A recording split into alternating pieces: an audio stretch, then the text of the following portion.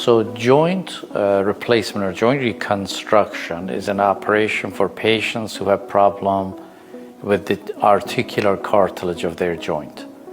And when the articular cartilage wears out, the underneath bone gets exposed, and the bone touching on bone causes some pain. And because of that, the options available is either to reconstruct or reorient the joint, so-called joint preservation, or replace the joint, which is joint replacement. So any of those operations are intended to remove the area of bone that's exposed, that's causing symptoms for the patient.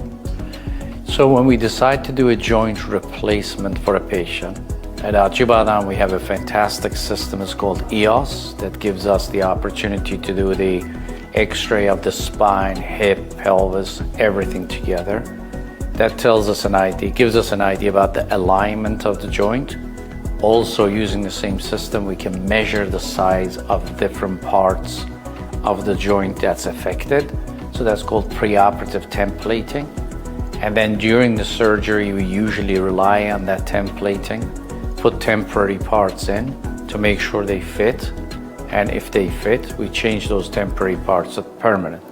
And then some of the surgeons at IJC are using robotics and precision surgery.